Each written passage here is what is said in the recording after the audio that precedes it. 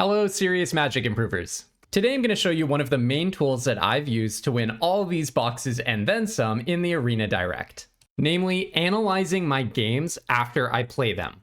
In roughly the last month, I've won about half of the Arena Directs that I participated in. Just don't ask what happens if you scroll down here. Just don't ask. But focusing on this very successful last month, this has given me lots of opportunities to zoom in on things that I did well and things that I did not so well. So for this video, I've highlighted 3 plays that felt like they went just completely wrong. Each one for a different reason and each one with a different lesson. And that's going to kick us off onto a deep dive into one area of my play, mulliganing, where I really want to audit, am I making the right mulligan decisions or not? If you follow along, I'm confident that this analysis will have implications for your limited game too and help you do better in these events. So don't just watch and form your own opinion, but also subscribe to the channel and join my community Discord where we talk about this kind of thing all the time. You can do both very easily in the description below.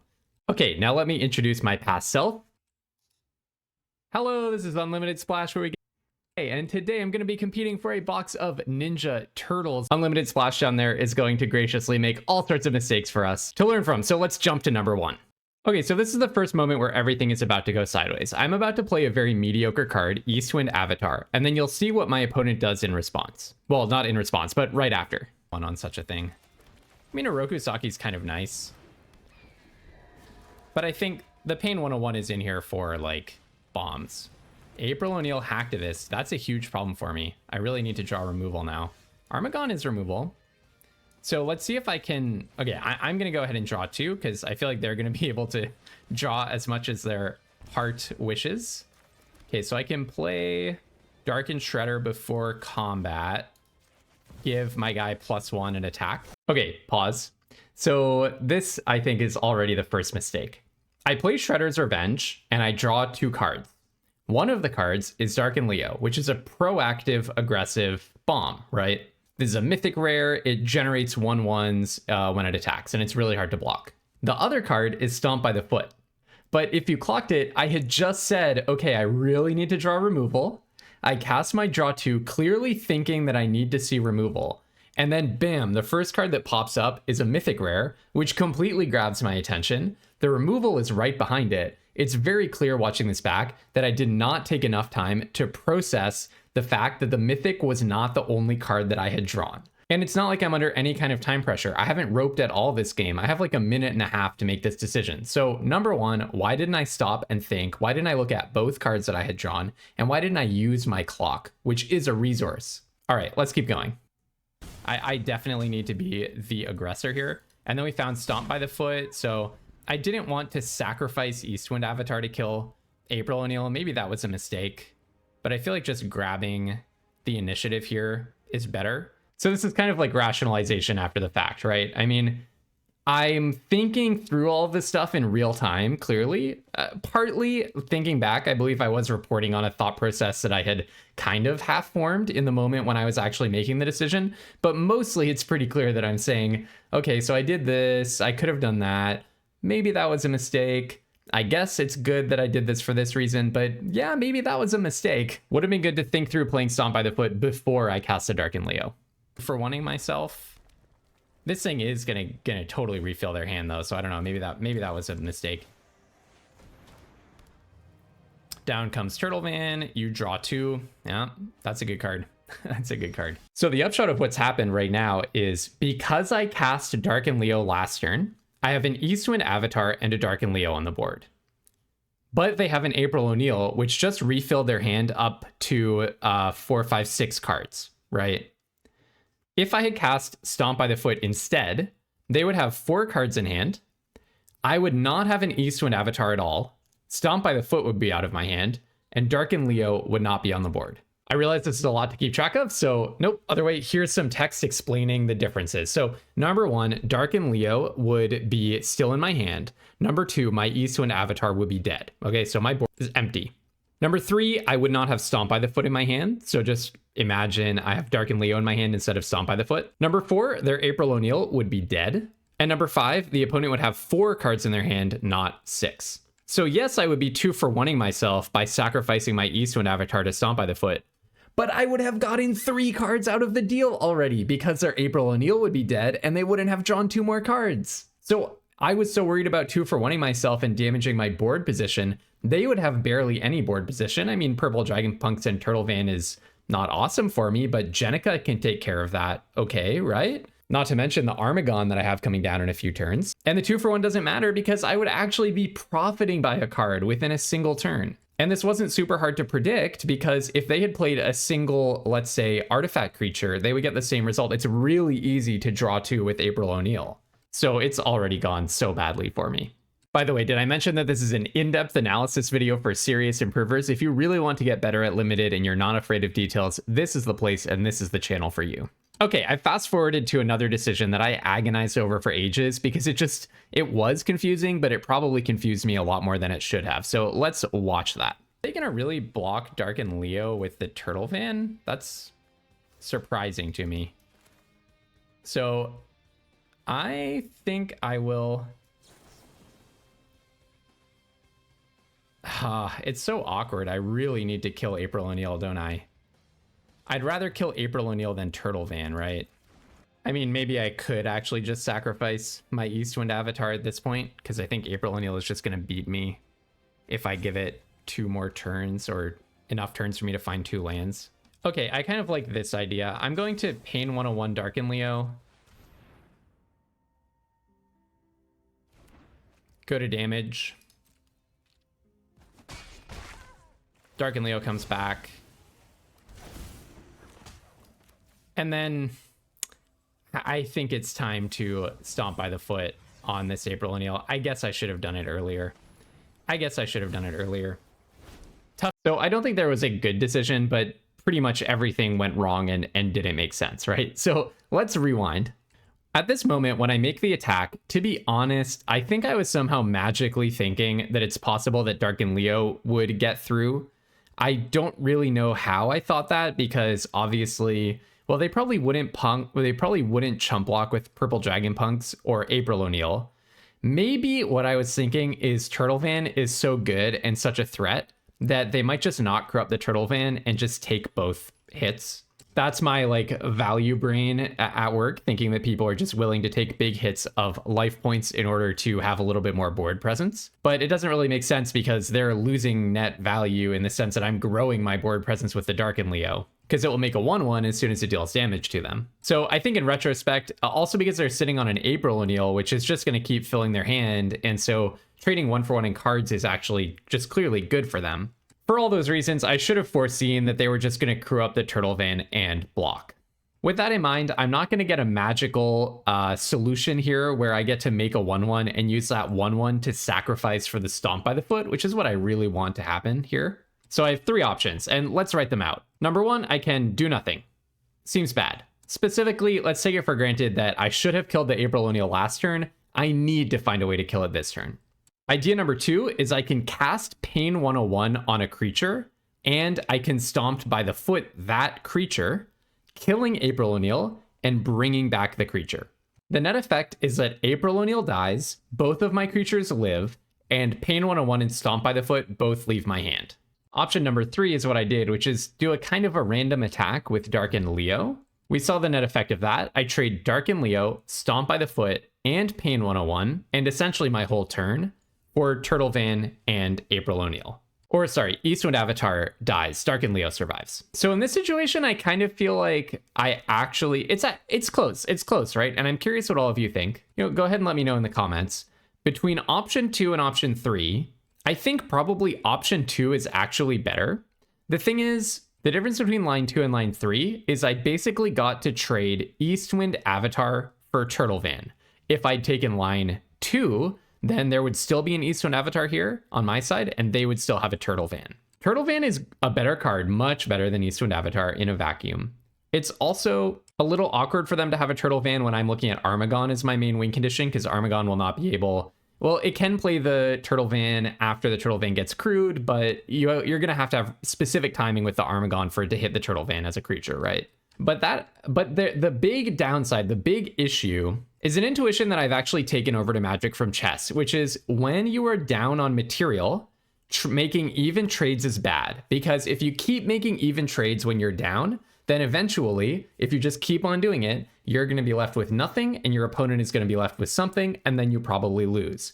In this situation, trading 3 for 2 rather than trading 2 for 1, it's not even an even trade. I'm further disadvantaging myself, but I kind of have to get that April O'Neil off the board. I'm left in a situation where I'm looking at 3 cards and my opponent is looking at 6 cards. If you just count the total non-lands that we have potential access to. Actually 7, because I believe in this screenshot there's a bespoke bow on the stack right now. So my opponent is up 4 cards. Even though Darken Leo is better than Purple Dragonpunks by a lot and Armagon is an amazing bomb, that's the only thing that's going to keep this game close in the end. They just have so many more resources than I do. So making anything like an even trade is bad. If I can spend a little bit less material to cost them a little bit less material, I think I am better off. So that actually leads me to option number 4, which I didn't even think about in the game, I'm embarrassed to say, but let's put it on the board. I could have just stomped my Eastwind avatar into the Turtle Van, not attacked, and not spent Pain 101. Pain 101 is not a very good card. If I can kind of in a way trade it for a Turtle Van, that's also a good deal in theory. In terms of like the win rate, average win rates of the cards that you're trading, yeah, Turtle Van's better than Pain 101, I believe. But the way to win a lopsided asymmetrical game like this is with high upside tricks. Look at how good Pain 101 would be in my hand. Number 1, it can protect Darken Leo, a mythic rare, which is just a good card to save from a combat. Number 2, it can get a second enter trigger out of Jenica, making you a second 2/2, and it also gives the creature Death Touch, I believe, and as well as bringing it back from the dead. So it could maybe, in the long run, kind of 2 for 1 and bring me back some material by allowing me to make an aggressive attack with Jenica. Jenica gets blocked, I Pain 101 it, it kills whatever's blocking it, comes back and makes an extra 2/2 on top of everything. And that's not even to mention the best case scenario where I Pain 101 my Armagon, get a 3 for 1 out of casting Armagon the first time, then play my Pain 101 and get another free 3 for 1, maybe even a kind of 4 for 2 by blanking a removal spell if that's how Armagon is dying. So Pain 101 would actually be pretty sick in my hand right now. And I definitely think, after thinking this all the way through, that number 4 was the right way to go. Save the Pain 101, let them have their Turtle Van. I'm at 19 life. I have a Jenica in my hand, which is going to be able to double block the Turtle Van. If necessary, I can eventually play Armagon after Turtle Van has been crewed to be able to kill it. So all from every perspective, I think I should have just used the Stomp on the Eastwind avatar to kill April O'Neil, not attacked, and saved my Pain 101. I would be in a better position. And that, I'm sad to say, did not even occur to me during the game. I really wanted to do some fancy stuff where I loop back a card using the Pain 101 after sacrificing it to Stomp by the Foot. So let's start tracking our errors. Number 1, we let April O'Neil live for 1 turn longer than we should for just no reason. Number 2, I spent too many resources to kill her when I eventually decided to. Let's find error number 3, shall we? My nightmare is that they hold up Ooze Spill mana after all of that. That's my absolute nightmare. If they do attack me, I think it's very simple. I could just go ahead and block with Darken Leo. I think let's do it. I'll make the trade. They've invested so much mana in this Purple Dragonpunks. I don't really need Darken Leo in order to win. And that now they need to play creatures. Wait, hold on. It doesn't have death. I thought it just has Death Touch by default. Okay, well, that's a huge blunder, obviously. Yeah. Okay, this is what this card does. It is a 1/3 for 2. Attacking ninjas you control have Death Touch. Not only does this thing not have Death Touch, it doesn't even have Death Touch when it's attacking. It just gives attacking ninjas you control Death Touch, and it happens to be a ninja. That's how far it is from just saying Death Touch. To underscore just how much I did not read this card, in this very video, I have several times referred to this as Dark and Leo, and I only just now realized it's actually Dark Leo and Shredder. It's okay not to know all of the text on all of your mythics. It's okay not to have every mythic rare memorized, even when you go into a reasonably high stakes event with a box on the line. But here's where I feel bad, or at least I feel like there's a big area for me to learn, which is, do you see a rope here? Do you see a timer counting down? There's just absolutely no possible reason for me to not double check that Dark Leo and Shredder has Death Touch. Why didn't I even just mouse over the card? I was just spending all this brain power, you heard me, on like, do they have an Ooze Spill for my Armagon or this random stuff? I was not putting brain power in the right place. I was not using my time. And frankly, taken together, these errors just paint a picture of me not in a frame of mind where I'm competing for a box. Because if you're really in it to win it, then you're going to spend your time and do your due diligence. And I was just playing really fast, really loose, and clearly not thinking sufficiently. Okay, now I want to fast forward to one last decision in this game, which I think actually was really close, and I'm actually still not sure. So I want to see if this does feel like the right decision after a little bit of inspection. So let's see this tricky play.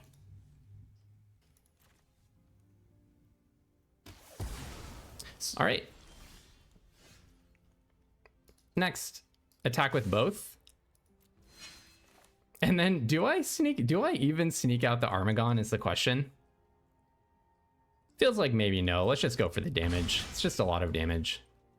And then I'll go ahead and play a Leonardo. Okay, so this time I paused the video, so you might not have been able to tell, but I actually did use a pretty good amount of time on this decision. So basically the question is, do you pull the Armagon out to be able to get a second activation, enters ability out of the Armagon? Or do you just put the pressure on the opponent by having Armagon on the board, the 1/1, and then you play Leonardo as a 3/3, and they're at 5, so you just have a lot of pressure on their life total. The one issue with pulling the Armagon out through sneak, the main issue is I don't get to deal nearly as much damage. I pull my 9 power attacker out, put it in my hand, and then I put Leonardo into play, and then I'm dealing 3 damage instead of 9, so add 7 to the life total, so I guess it'd be a 12, right? And then I would have an Armagon in my hand, and I would have a 2/3 and a 1/1 in play. And I can't play another creature to add to my Leonardo or to the threat because I just have Armagon and another Leonardo. So the opponent is on like a 4-turn clock, but they also have an everything pizza. So in the long run, you have to imagine they're probably going to stabilize and find card advantage. And any blocker they play is bigger than the creatures that I'm representing because they can just stack it up with the bespoke bow. Oh yeah, and also they have an Omni Cheese pizza. So right now they're actually at like 11, and otherwise they would be at 18 effectively after they pop their pizzas. The awkwardness of pulling the Armagon back, though, is you can't expect the Enter's ability to be that great because they see the face-up Armagon. So they are going to know not to play their 3 best creatures when you're holding an Armagon in your hand unless they have a counterspell. So let's just see how it plays out and just see what we think about this decision. So here's how it plays out. Basically, they everything pizza the Leonardo, kill the other Leonardo. We managed to trade off the Baxter Stockman counter for 1 Leonardo so that I can play the other because they're both legendary. I draw a Shredder Unrelenting. They draw a Donatello Turtle Techie. Fast forward a tiny bit, that draws them into a nobody. They bounce the bow, and then they're going to recast the bow. Probably, I mean, one assumes bouncing my Shredder Unrelenting, but by this point, I'm basically dead. So I conceded very soon after this. Basically, if I'd been holding the Armagon, they couldn't have hit this particular board state. But I think what would have happened is they play Baxter. I have my 1/1 and my Leonardo. I trade off a Leonardo with their 1/1. And then I get to play the second one, but that one's just going to get everything pizzaed.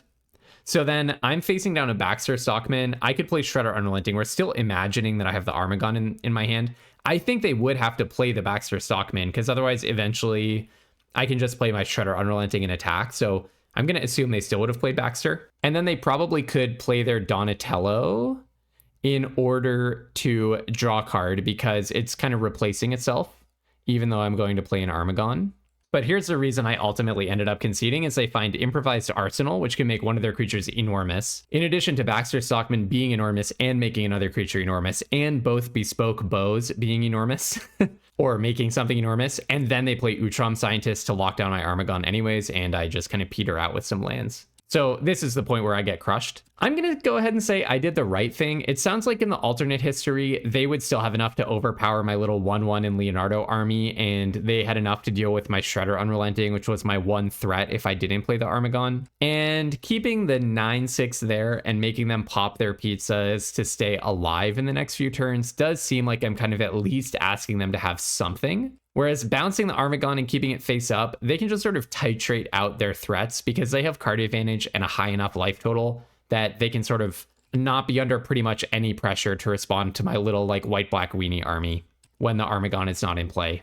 So I think I did the right thing, just kind of make them have an answer. So totally in spite of myself, I reached this point in the game, managed to put the pressure on them. This was like a 20-minute grind fest, but I do think I totally screwed up. Look, it's extremely possible that if I had killed that April O'Neil immediately, then they would never have drawn into this part of their deck. They would have had all these good cards under two pieces of cardboard that, hey, maybe they wouldn't have seen in that alternate reality. So my mistakes definitely compounded over the game. Also, if I'd still had Dark and Leo when the board was empty and there was like a Baxter Stockman, and that was their only blocker, maybe I could have forced some advantageous trades and forced them to play some stuff out and been able to Armagon something better. So the game ended in a very well-deserved defeat. And I have one very simple takeaway, which is summarized in the text on the right, your left, my right. In the Arena Direct, use your time. You have a timer. There's no reason not to use it. There's no excuse for not knowing what your mythic rare does while you make a very impactful decision with it without even taking a second to mouse over it. So next Arena Direct, I'm going to try to use more time. My number one takeaway from this event. Okay, now I want to do a speedy but deep dive on a very, very, very important part of Magic, which is how good were my mulligan decisions across these 6 events. And specifically, I want to ask, in every single game that I mulliganed, was the hand that I got after mulliganing better or worse? Now, this is just one side of the mulligan decision. It's focusing on cases where I did mulligan. There's another half, which is, did you get, hurt in cases where you did not mulligan? But I want to focus on this side because it's very clean to determine it just using the hand itself. And also because mulliganing immediately puts you at a known disadvantage by taking you down a card. You really should be expecting that the majority of the time, mulliganing puts you in a better situation. That is to say, in a majority of cases where I decided to mulligan, and I would hope a really, really big majority of cases where I decided to mulligan, I would hope that it put me in a better spot because it's something that you should be averse to doing as a baseline. The inverse might be easier to wrap your mind around, which is if 51% of the time that you mulligan, you're ending up with a worse hand, then you're in big trouble, right? That should not be happening, right? Essentially, you should mulligan if and only if you think your 7-card hand is worse than the average 6-card hand in your deck. Put simply. So if you're throwing away a lot of 7-card hands and finding even worse 6-card hands, then that specifically means that you probably think the average 6-card hand in your deck is better than it really is. So that's the audit that I want to perform on myself right now. So let's watch me mulligan. Pretty rough. I didn't even get my forest cycler. I don't think I keep this, right? Am I really gonna win a game where all that I can play is an ice cream kitty? I think that's just a mulligan. Pause. I didn't really think that it would, I didn't think about the emotional toll that it would take to watch myself drawing bad hands over and over, so I'm really gonna have to steel myself for this. It keeps me alive. I think I put back anchovy and banana pizza because Courier of Comestibles can just fetch it. Okay, so this is obviously a way better hand, right? Put it on the board. Now, ironically, I actually did go on to lose this game to a Mana Screw because I could never get that second black source. Armagon, anchovy and banana pizza, and an anchovy and banana pizza all cost double black, and I was just staring at them in my hand while my opponent slowly played enough creatures to kill me. You can see exactly how happy that made me. But it's not because of the mulligan, right? And I actually did go on to win a box after going 0-1 at the start of this event. So, hey, that can be inspiration for the next time that we have mana problems on game 1 of an Arena Direct. But at least I know I made the right mulligan choice. I really don't think I mulliganed into a worse hand. It's possible that maybe I was supposed to mulligan again. But again, we're looking at what happened after I mulliganed, not should I have mulliganed when I didn't, right? All right, here's the next one. Unfortunately not a keepable hand at all. Now I really actually do want to win this game. It makes a big difference, right? 3,600 versus 0 gems is like 2 drafts plus 600 plus the winnings of 2 drafts. Like, yeah. So this was a way better hand, right? I mean, we had both colors, a 2-drop, an ice cream kitty, and Michelangelo. So, yep, that's another better. All right, this one's from a different event. Youch. I mean, I am on 16 lands, so, this kind of thing will happen. But this is not keepable. If this were an April O'Neil, by the way, a card I wish I had, then I would keep it. But just being able to play a removal spell and nothing else, that's not going to cut it. This is a better hand. I think Past Me was right. It's just a better hand. Believe it or not, this one is from the same event. I had to radically overhaul that Boros deck after it did terribly. Let's see how this mulligan goes. All right, this is a this is not a hand. This has green and Frog Butler. I love it. I love this hand. I'll probably just put back the Putrid Pals. I mean, I kind of like the Putrid Pals. You know what a real gamer would do? A real gamer would put back the Forest and just say Frog Butler is a land, and I just need to draw another land, but I don't have that kind of guts. So I've updated the counter because we definitely got a better hand, but actually I do want to see what would have happened if I put back that Forest, because that was a really interesting call out. Let's see where this heads. So a few turns later, here's my situation. I actually drew 2 more lands after that. So if I put the Forest on the bottom, the card all the way on the left there, that Forest, that would have been a Putrid Pals. I would have drawn that Plains, played it, and turn 3'd April O'Neil. Or I could have turn 3'd the Putrid Pals if I wanted to be a little bit safe about not just launching my April O'Neil into removal. So actually, putting back the Forest, as I said, it would be the real gamer move. In this situation, it would have worked out, right? So I'll make a little mental note. Maybe I should be more inclined to put back the 3rd land when I have like a mana dork and not just play scared. Because it's a very conservative play to make sure that in your opening hand, you have enough mana sources to play your bomb, but that requires kind of putting all your eggs in the one basket of that bomb. And now the 3rd game in the same event, which I again had to mulligan. All right, now this is just another unkeepable hand. Actually, you know, an argument could be made that I can cycle the Rocksteady. But then what? I still need to get another Forest to play Michelangelo. I have an 8-drop, a 4-drop, a 5-drop, and an 8-drop, and I have to spend turn 2 fixing my mana. I don't know that my average hand is much better, but it can't be much worse, right? It cannot be much worse. So I ended up putting back Krang and Shredder because it's so expensive and has reasonably strict mana requirements. I do think this is a better hand, right? The previous hand, everything was expensive. There was a Michelangelo that cost double green. I do think this is a better hand, yeah. I mean, Rocksteady can still fetch me another Forest. Yeah, they're both pretty bad. Can I say about the same? Maybe about the same should be a category. It's maybe a shade better, but I'm not even sure about that. I might just be reinforcing my own biases. So let's say similar. All right, this is the last one that I'm going to look at because this was actually the last mulligan that I took in a Teenage Mutant Ninja Turtles Arena Direct, and it's very different from the others. So let's look at how this one goes down.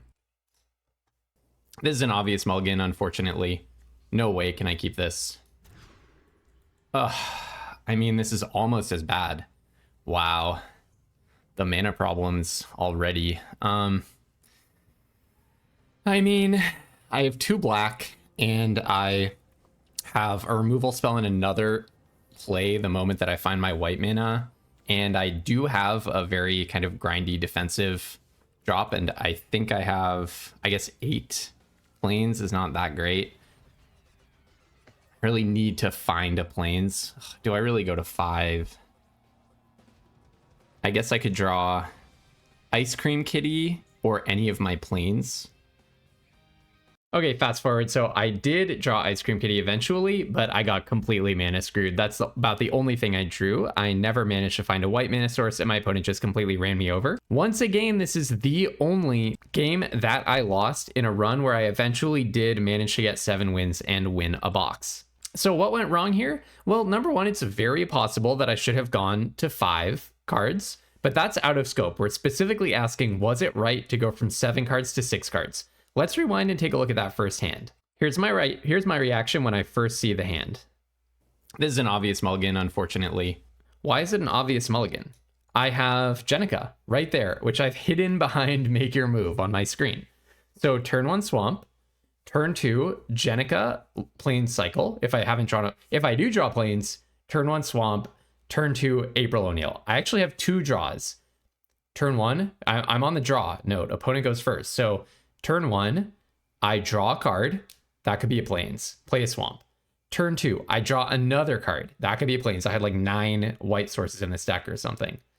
So that's 2 chances to find a plains to play April O'Neil on curve. Scry 2, and then I could find another plains or just whatever other land I need. If in those top 2 cards I don't find a plains, then I can cycle Jenica get my planes, play the planes, and with April O'Neil, scry, and then I'm going to get to play Cloning of Shredder. And looking at the way that this game played out, I think there's a very good chance that that would have been enough to win. And also, note that this is what Cloning of Shredder does. Exile a card from your graveyard, create a token that's a copy of it. It's awesome with Jenica. This card really wants you to have a good chunky creature in the graveyard. I could be making Jenica and a 2/2, then every turn another Jenica and another 2/2, have an army of 3/3/3s and 3/2/2s just because I plain cycled Jenica and accelerated myself up to 6 mana. Which, by the way, the April O'Neil would also have been really helpful with. My game would have gone cycle Jenica, now I have 3 lands, play April O'Neil, get 2 more lands there, Foot Ninjas to stabilize me, make your move as removal to get rid of whatever big chunky threat they have, which ended up being the Shredder bomb that killed me. And then I'm pretty much set up to find 6 mana, basically on curve, Cloning of Shredder my Jenica, and I'm just absolutely crushing. So not only was throwing away this hand a complete mistake, we'll put 1 on the board for I got a worse hand out of this mulligan. It's also the same category of mistake that we saw over and over again in the first half of this video, which was me just playing too quickly, just not using my time. If I had just paused here and looked at the fact that I have a plane cycler in my hand, I would have seen how amazing this hand is instantly. The only reason I thought it was unkeepable is I just forgot that I had a plane cycler. I guarantee it. I don't remember, but from watching back my reaction, I guarantee I just did not notice the plane cycler here. And this was pretty damaging because it didn't cost me a box, but it meant that this was like my 3rd game, I think. I might have been 1-0 or 2-0 at this point. You can only give up 1 loss in this event. This was the loss. So after that, I had to rattle off 5 in a row with absolutely 0 margin for error. And I did manage to win a box, but this could very, very easily have been the difference between me getting a box and not getting a box. If I got a little bit more unlucky at any other point in the evening subsequently, I could have lost my chances of a box right there and then, whereas this game was so eminently winnable. So I think there's one simple takeaway from this video. In the Arena Directs, you have a timer, use it. It's a resource. Every single mistake, big mistake that we identified from my gameplay in the Arena Directs that I've run in the last month, every single mistake was a mistake of just not using my time. It was all stuff that I knew in principle how to do well. I just didn't take the time to look at what was in front of me and apply my knowledge. So after watching these painful experiences back, I think my mulliganing is pretty much okay. Like, I'm not mulliganing too much, but I'm not using my time enough, and I'm going to play slower in future Arena Direct events. If this was useful for you, go ahead and subscribe to the channel. I love to do deep dives for this whenever I have the time, and every single day I post a new draft video. Every single time there's an Arena Direct, I try to do multiple runs at it and give it a good shot. All the way along, I really try to be open and transparent with my thought process, and my goal is to grow a community of limited improvers who are all getting better at this beautiful game together. And to that end, we also have a community Discord where you can hop in and suggest topics for future analysis videos. In fact, I'm thinking of starting something up where I do analyses of the drafts or sealed events of viewers and give feedback to you the same way that I'm breaking down my decision making. So definitely make sure to go ahead and join our free community Discord using the link in the description at the same time as you subscribe to the channel. And that's the best way to give me suggestions and advice for future videos and also send me draft and game logs to review. All right, until tomorrow, have tons of fun playing Magic and don't be afraid to use your timer.